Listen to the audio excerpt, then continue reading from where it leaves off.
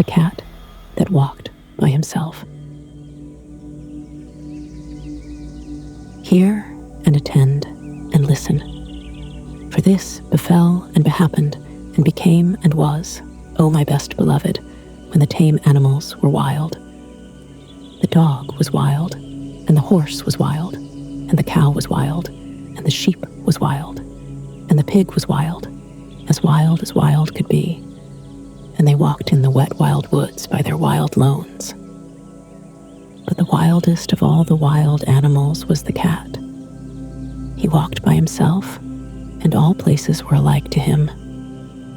Of course, the man was wild too. He was dreadfully wild.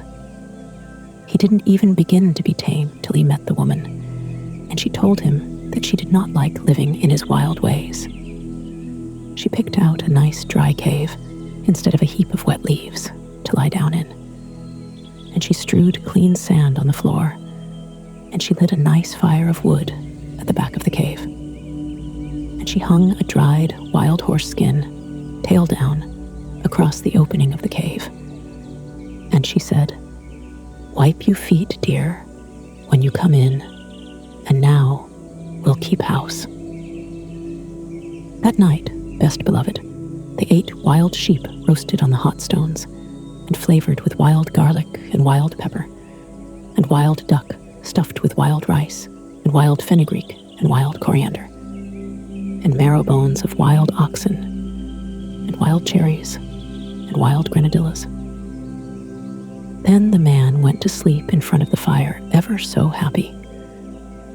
The woman sat up, combing her hair. She took the bone of the shoulder of mutton, the big fat blade bone, and she looked at the wonderful marks on it. And she threw more wood on the fire, and she made a magic. She made the first singing magic in the world. Out in the wet wild woods, all the wild animals gathered together where they could see the light of the fire a long way off, and they wondered what it meant. Then Wild Horse stamped with his wild foot and said, "O my friends and O my enemies, why have the man and the woman made that great light in that great cave, and what harm will it do us?" Wild Dog lifted up his wild nose and smelled the smell of roast mutton and said, "I will go up and see and look and say, for I think it is good. Cat, come with me." "Nanny," said the cat, "I am the cat who walks by himself, and all places are alike to me. I will not come." "Then we can never be friends again," said Wild Dog, and he trotted off to the cave. But when he had gone a little way, the cat said to himself, "All places are alike to me. Why should I not go to and see and look and come away at my own liking?" So he slipped after Wild Dog softly, very softly, and hid himself where he could hear everything. When Wild Dog reached the mouth of the cave, he lifted up the dried horse skin with his nose and sniffed the beautiful smell of the roast mutton. And the woman, looking at the blade bone, heard him and laughed and said, "Here comes the first. Wild thing out of the wild woods, what do you want?" Wild Dog said, "O my enemy and wife of my enemy, what is this that smells so good in the wild woods?" Then the woman picked up a roasted mutton bone and threw it to Wild Dog and said, "Wild thing out of the wild woods, taste and try."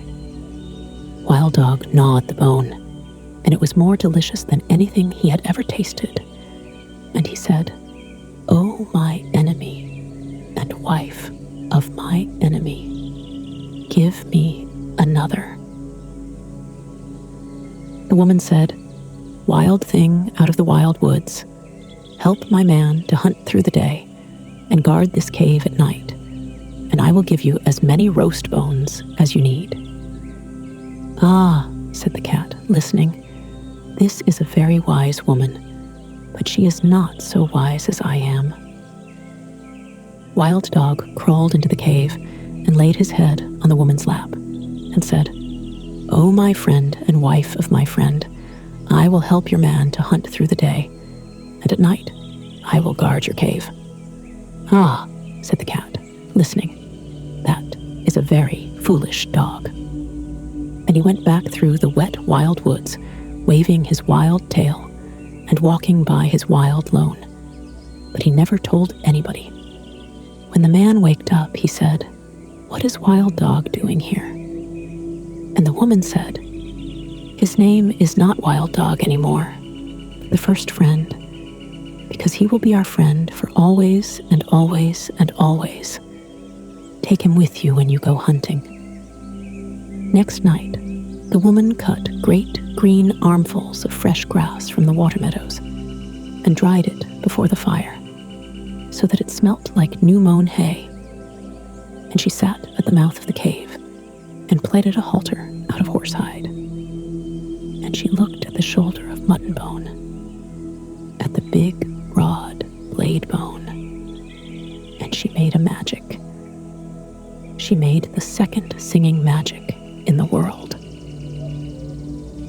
Out in the wild woods, all the wild animals wondered what had happened to Wild Dog, and at last, Wild Horse stamped with his foot and said, "I will go and see and say why Wild Dog has not returned. Cat, come with me." "Nanny," said the cat, "I am the cat who walks by himself, and all places are alike to me. I will not come." But all the same, he followed Wild Horse softly, very softly, and hid himself where he could hear everything. When the woman heard Wild Horse tripping and stumbling on his long mane, she laughed and said, "Here comes the second.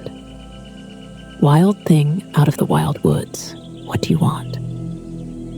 Wild Horse said, "O my enemy and wife of my enemy, where is Wild Dog?" The woman laughed and picked up the blade bone and looked at it and said, "Wild thing out of the wild woods, you did not come here for Wild Dog, but for the sake of this good grass."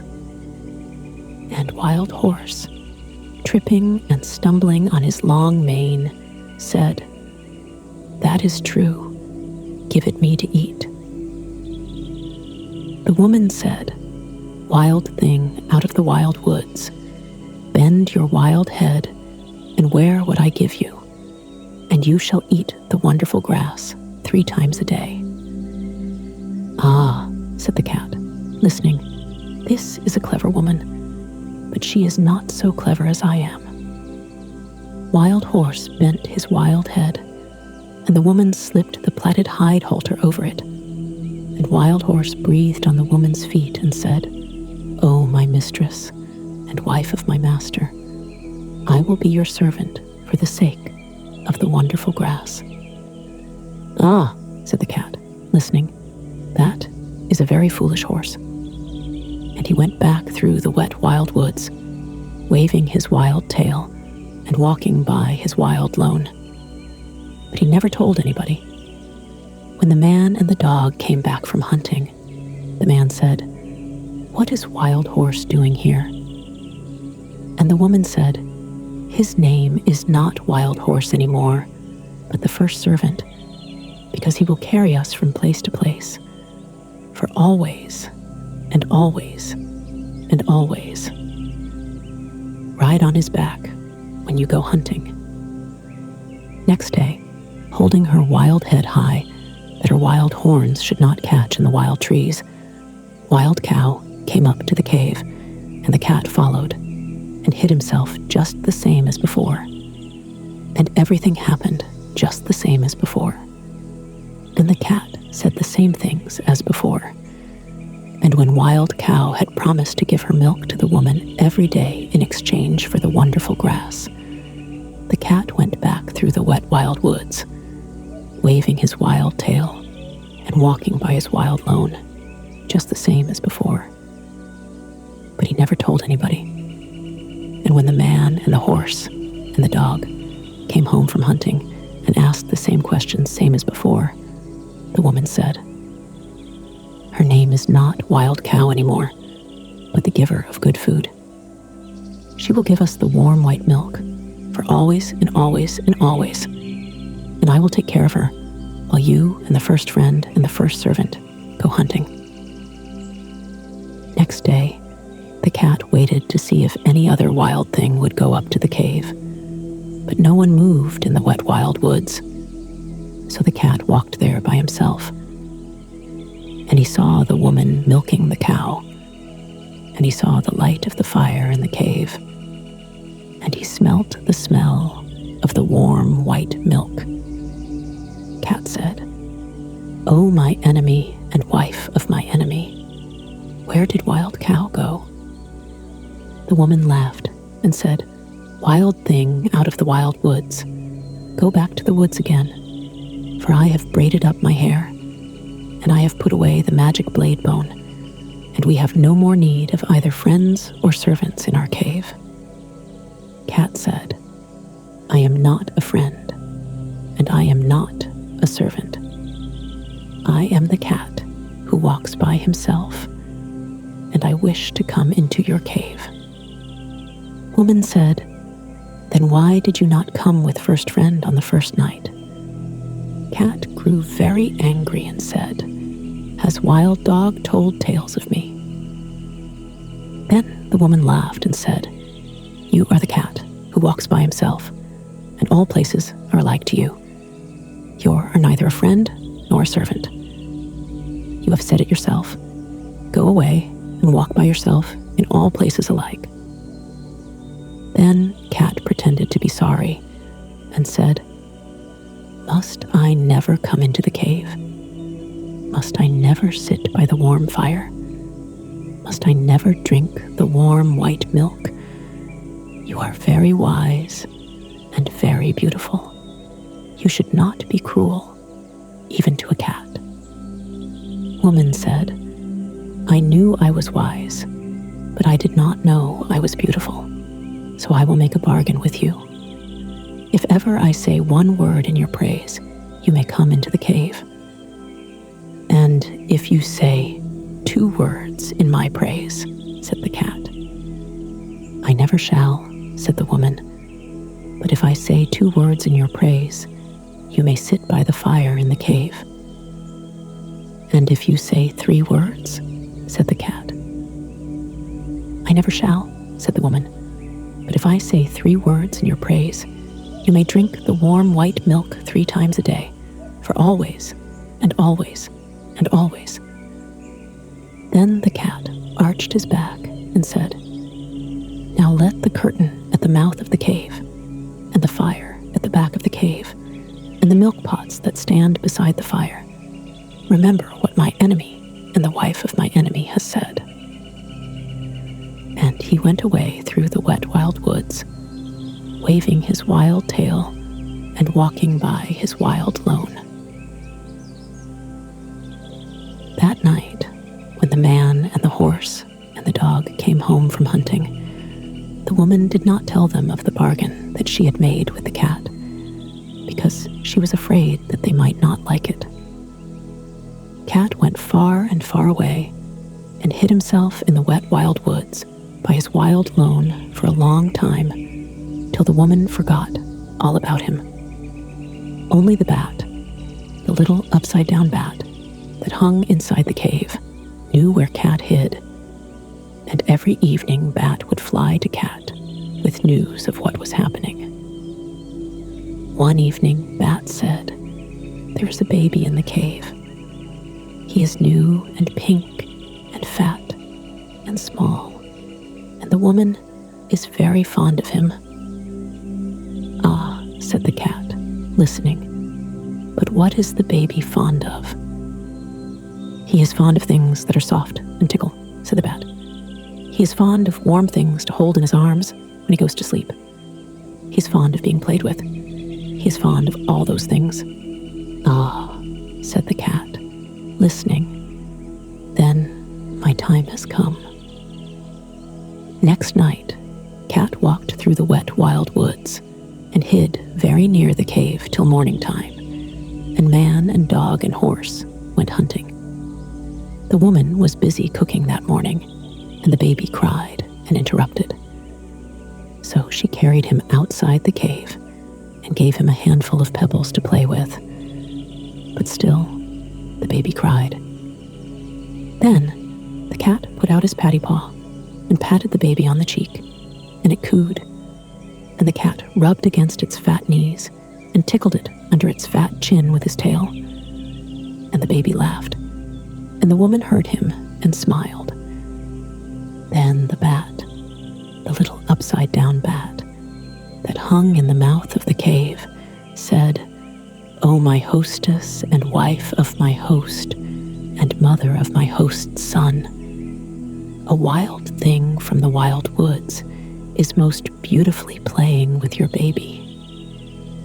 A blessing on that wild thing, whoever he may be," said the woman, straightening her back. "For I was a busy woman this morning, and he has done me a service. That very minute and second, best beloved, the dried horse-skin curtain that was stretched tail down at the mouth of the cave fell down, whoosh, because it remembered the bargain she had made with the cat. And when the woman went to pick it up, lo and behold, the cat was sitting quite comfy inside the cave. "O my enemy, and wife of my enemy, and mother of my enemy," said the cat, "it is I, for you have spoken a word in my praise, and now I can sit within the cave for always and always and always. But still, I am the cat who walks by himself, and all places are alike to me." The woman was very angry, and shut her lips tight, and took up her spinning wheel and began to spin. But the baby cried because the cat had gone away, and the woman could not hush it, for it struggled and kicked and grew black in the face. "O my enemy, and wife of my enemy, and mother of my enemy," said the cat, "take a strand of the wire that you are spinning and tie it to your spinning whorl and drag it along the floor, and I will show you a magic that shall make your baby laugh as loudly as he is now crying." "I will do so," said the woman, "because I am at my wit's end, but I will not thank you for it." She tied the thread to the little clay spindle whorl and drew it across the floor, and the cat ran after it and patted it with his paws and rolled head over heels and tossed it backward over his shoulder and chased it between his hind legs and pretended to lose it and pounced down upon it again till the baby laughed as loudly as it had been crying and scrambled after the cat and frolicked all over the cave till it grew tired and settled down to sleep with the cat in its arms. "Now," said the cat, "I will sing the baby a song that shall keep him asleep for an hour." And he began to purr, loud and low, low and loud, till the baby fell fast asleep. The woman smiled as she looked down upon the two of them and said, "That was wonderfully done. No question, but you are very clever, O cat." That very minute and second, best beloved, the smoke of the fire at the back of the cave came down in clouds from the roof, puff, because it remembered the bargain she had made with the cat. And when it had cleared away, lo and behold, the cat was sitting quite comfy close to the fire. "O my enemy, and wife of my enemy, and mother of my enemy," said the cat, "it is I, for you have spoken a second word in my praise, and now I can sit by the warm fire at the back of the cave for always and always and always. But still, I am the cat who walks by himself, and all places are alike to me."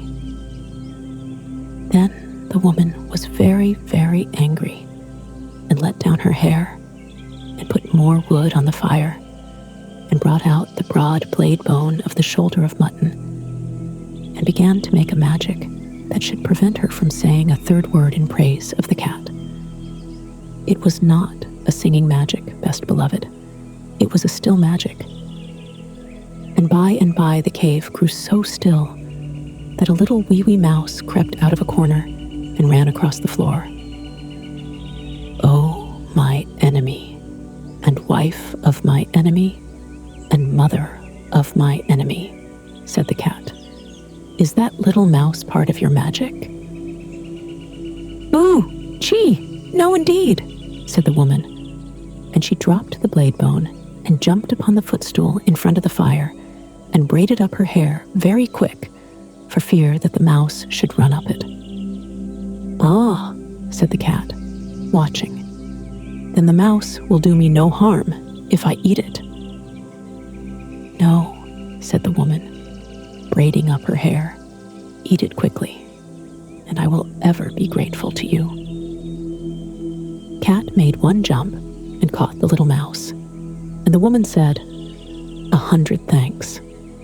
Even the first friend is not quick enough to catch little mice as you have done. You must be very wise." That very moment and second, O best beloved, the milk pot that stood by the fire cracked in 2 pieces. Phoofed, because it remembered the bargain she had made with the cat.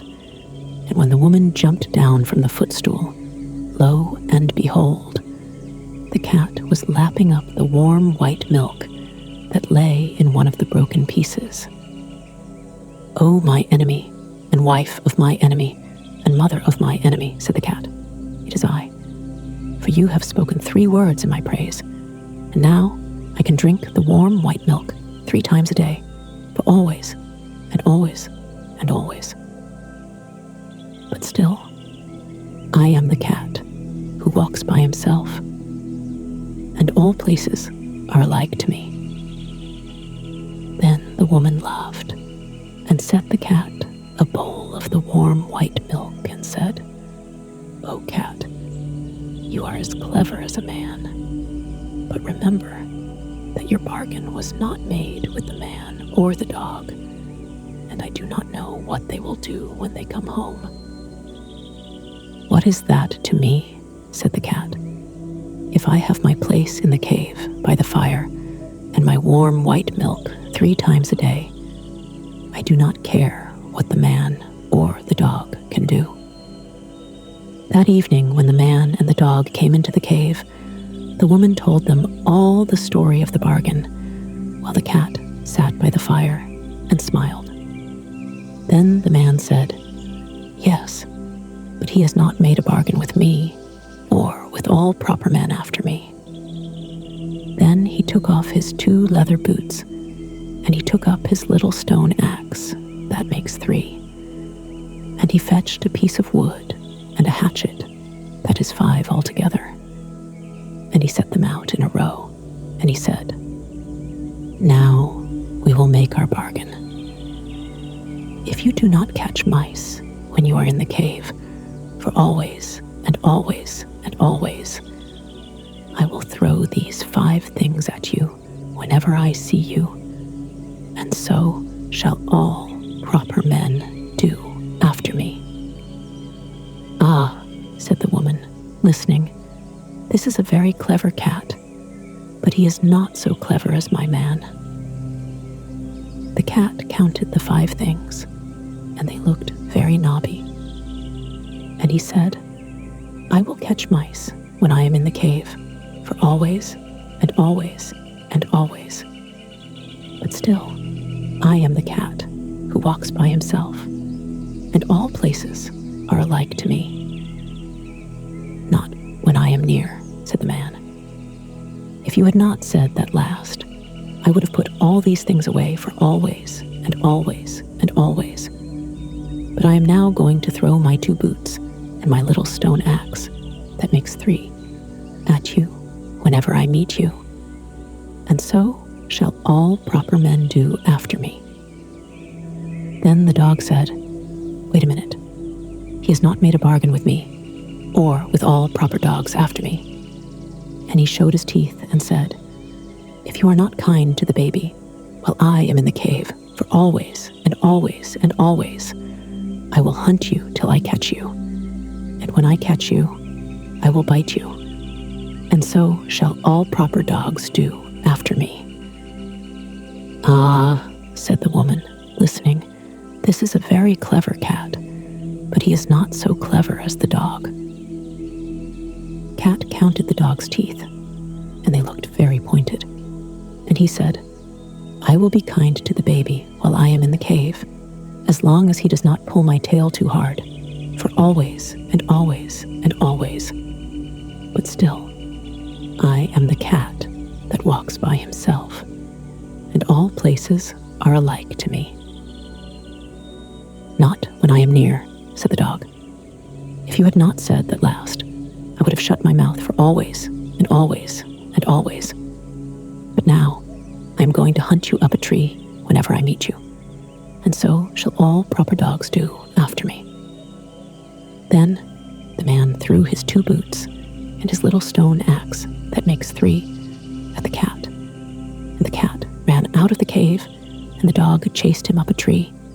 And from that day to this, best beloved, 3 proper men out of 5 will always throw things at a cat whenever they meet him. And all proper dogs will chase him up a tree. But the cat keeps his side of the bargain too.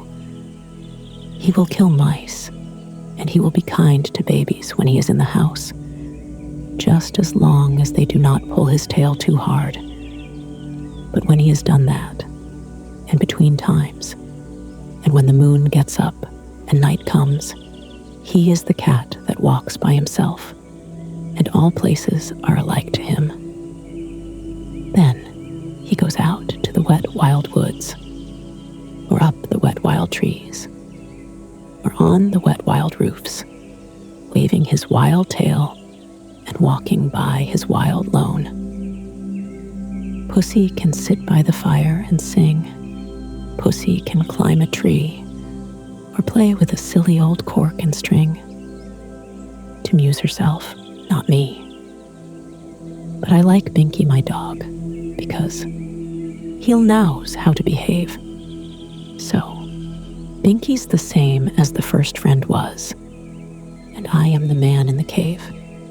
Pussy will play Man Friday till it's time to wet her paw and make her walk on the windowsill for the footprint Crusoe saw. Then she fluffles her tail and mews and scratches and won't attend. But Binky will play whatever I choose, and he is my true first friend. Pussy will rub my knees with her head, pretending she loves me hard.